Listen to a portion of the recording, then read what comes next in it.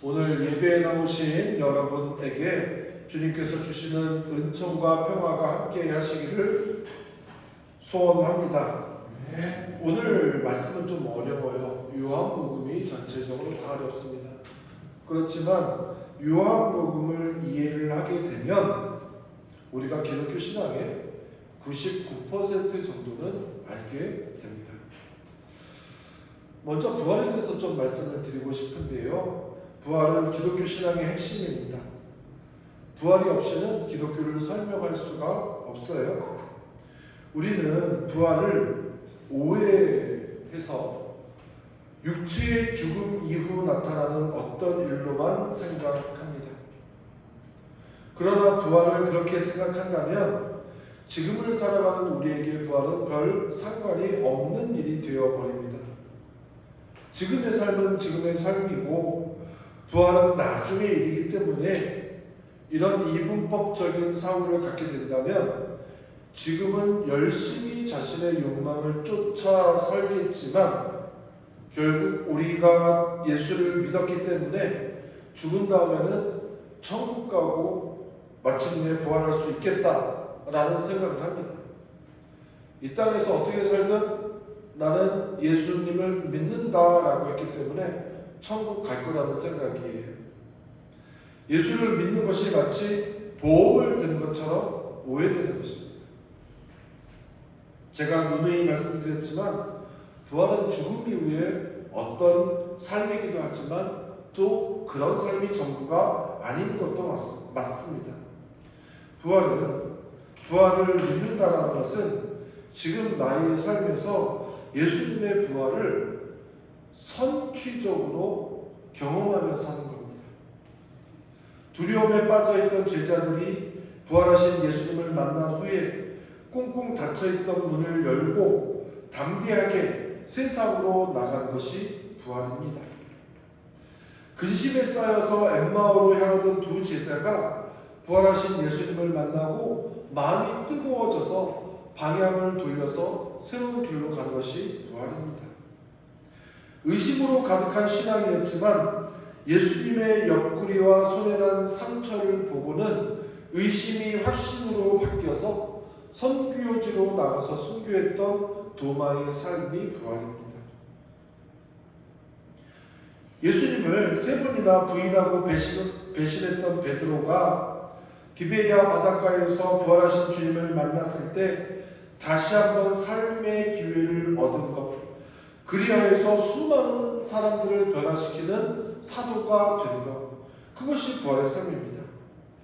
예수를 죽이려고 살기 등등했지만 부활하신 주님을 만나고 예수님 대신 자기 자신을 죽이기 위해서 나는 날마다 죽는다라고 말했던 바울의 삶이 부활입니다. 미래에 대한 두려움과 염려가 지배하던 삶에서 현재와 또 함께 사는 이들에 대한 기대와 기쁨이 충만한 삶으로 변화되는 것이 부활입니다. 지금 나의 삶이 부활과 연결되어 있지 않다면 죽음 이후에 부활을 경험한다는 것은 저는 솔직히 장담하지 못하겠습니다. 이번 주일은 부활절 7번째 주일이자 예수 승천 주일이라고 합니다. 승천 주일이라고 하면 생소하지만 쉽게 설명하면 예수님께서 부활하신 지 40일 만에 승천한 것을 기억하는 절기입니다. 초대교회부터 지켜왔고요. 놀랍게도 독일은 예수 승천일이 법정 공휴일입니다. 그만큼 중요하다는 얘기예요. 사실 죽은 자의 부활만큼이나 인간의 이성으로 쉬 납득하기 어려운 것이 이 승천 개념입니다. 그럼에도 그날 이후 예수님의 부활 이후 우리는 매번 예배 드릴 때마다 뭘 외워요? 장사된 지 사흘 만에 죽은 자 가운데서 다시 살아나셨으며 하늘에 오르사 전능하신 하나님 우편에 앉아 계시다. 사도신경을 우리의 핵심 교리로 외운다라고 하는 겁니다. 그러면 예수 그리스도의 승천이 왜 그렇게 중요한 것일까요? 승천이란 그리스도께서 인간의 육신을 입고 땅에 오셨다가 다시 하늘로 올라간 겁니다. 그것이 우리에게 가르치고 있는 것이 분명한 것이 있어요. 제가 제일 안 좋아하는 찬송가가 있습니다. 하나님의 나팔소리 천지진동할 때에 예수 영광 중에 뭘 타시고? 구름 타시고 다시 오신다라는 거예요. 무슨 예수님이 손오공입니까? 우리가 승천을 이렇게 생각하고 있다라는 거예요. 예수님이 승천하셨는데 우리가 알지도 못하는 저 멀리 어딘가 혹은 시공간을 초월하는 어딘가에 계시다가 최후의 날에 구름 타고 다시 오신다, 그런 생각을 가지고 있다는 겁니다. 그런데 그게 아니에요. 승천은 이겁니다. 그동안 하나님은 하늘의 존재였고 인간은 땅의 존재라는 운명적인 체념이 있었어요. 절대적으로 선하고 완전하신 하나님과 죄를 가지고 있는 인간은 서로 만날 수도 없고 소통할 수도 없다라고 생각을 했던 겁니다. 그런데 하나님께서 죽은 예수 그리스도를 살리셔서 다시 하늘나라로 불러 올리셨다라고 하는 것은 하나님과 인간 사이에 맞닿을 수 있는 가능성이 생겼다는 걸 의미해요. 좀 어렵나요? 예수님 이전에 하나님은 선하고 인간은 절대적으로 악하기 때문에 서로 닿을 수 없었다면 예수님께서 자신의 목숨을 십자가에 내어 놓으심으로 인간의 죄를 씻어 주셨고 우리를 의롭다 하셨기 때문에 이제 그 악했던 인간이 하나님과도 연결될 수 있는 존재, 또 하늘과 땅이 이어질 수 있는 가능성을 우리에게 보여주신 첫 번째 분, 그분이 예수님이라는 겁니다. 그것을 바울은 예수께서 하나님과 우리 사이에 맡긴담을 하셨다라고 표현하고 있습니다. 또 고린도전서 15장 20절 다 같이 읽어볼까요? 시작. 그러나 이제 그리스도께서 죽은 자 가운데서 다시 살아나사 잠자는 자들의 첫 열매가 되셨도다. 아멘. 첫 열매가 있다면 무슨 열매도 있겠어요? 두 번째 열매도 있고 세 번째 열매도 있다는 겁니다. 첫 열매가 예수 그리스도라면 두 번째 열매는 누구라는 거예요? 우리라는 거예요. 우리가 두 번째 열매라는 거예요. 예전에는 하나님과 절대 소통할 수도 없었고 하늘과 땅은 단절되어 있었는데 예수 그리스도 사건을 통해서 하늘과 땅이 연결될 수 있었다. 예수님이 첫 번째 열매고 우리가 두 번째 열매다 라고 하는 것이 성경이 우리에게 증언하고 있는 겁니다. 오늘 요한복음 말씀은 이런 승천의 의미를 잘 드러내고 있어요. 22절 우리 다 같이 한번 다시 읽어보겠습니다. 22절 시작. 아버지께서 그에게 주신 영광을 그에게 주었습니다. 그것은 우리가 하나님과 같이 그들로 하나님께 하는 것입니다. 아멘. 제일 중요한 단어가 뭐냐면 영광입니다. 영광을 원어로 독사라고 해요. 독사. 쉽죠? 제가 나중에 여쭤볼 거예요. 영광을 원어로 독사라고 합니다. 독사. 근데 이 독사는 복음서 중에 특별히 요한복음에 가장 많이 나오는데요. 요한은 이 영광이라는 단어를 아주 특별하게 생각했습니다. 그런데 이 영광은 요한에게만 중요한 것이 아니었어요. 로마 시대에도 이 영광은 아주 중요한 개념이었습니다. 로마 시대에는 어떤 사람들에게 영광이 주어졌을까요? 승리한 사람, 강한 사람, 성공한 사람, 그런 사람들에게 영광이라는 그런 호칭을 붙여줬습니다. 그러면 당연히 로마에서 가장 높은 영광은 누구에 차지겠어요? 로마 황제입니다. 로마 황제 가이사의 것이었어요. 근데 이 황제는 인간으로서의 영광에 만족하지 못하고 나중에 자기 자신을 신이라고 스스로 불렀습니다. 로마 황제는 신이 되었어요. 신이 된다는 건 뭘 의미하겠습니까? 신은 다 있어요. 근데 딱 하나 없는 게 있습니다. 신에게 없는 것 하나가 뭘까요? 신에게 없는 것 하나가 죽음입니다. 신에게는 죽음이 없어요. 다 있는데. 그러나 자신이 신이라고 생각했던 로마 황제는 다 죽었습니다. 그런데 예수님은 부활하셨어요. 이것이 하나님이 주신 영광의 뜻입니다.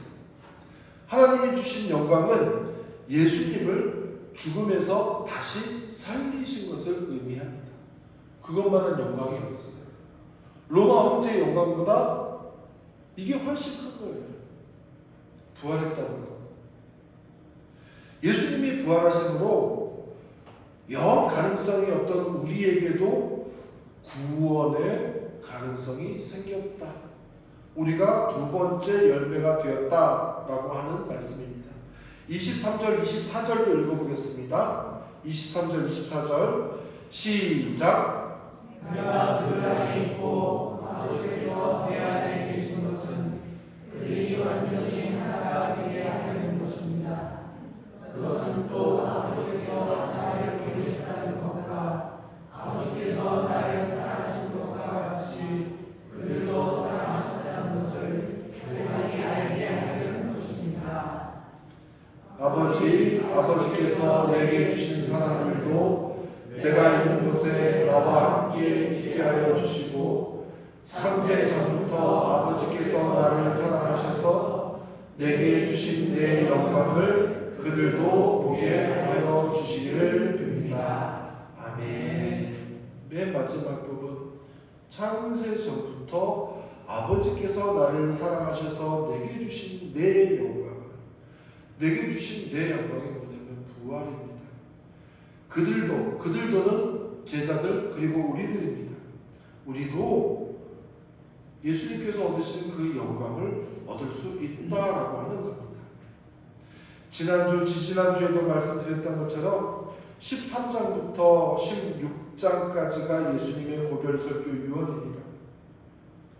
여기서 예수님은 죽으시고 부활하시며 마침내 하늘에 오르셔야지 하나님의 뜻이 완성된다고 말씀하십니다. 예수께서 죽으시고 부활하시고 승천하시는 것은 모두 우리 인간에게도 그런 가능성이 열렸다는 것을 알려주고 계시는 겁니다. 그런데 문제는 우리가 그것을 잘 못 믿는 데 있어요. 여러분은 믿겨지세요? 부활을 믿겨지시고 승천이 믿겨지십니까? 잘 안 믿겨질 거예요. 부활이나 승천은 눈에 보이지도 않고 죽기 전에는 경험할 수도 없는 것이기 때문입니다. 제자들도 마찬가지였습니다. 그래서 그러한 부활, 승천의 증거로 예수님이 말씀하시는 것이 뭐냐면 서로 사랑하라.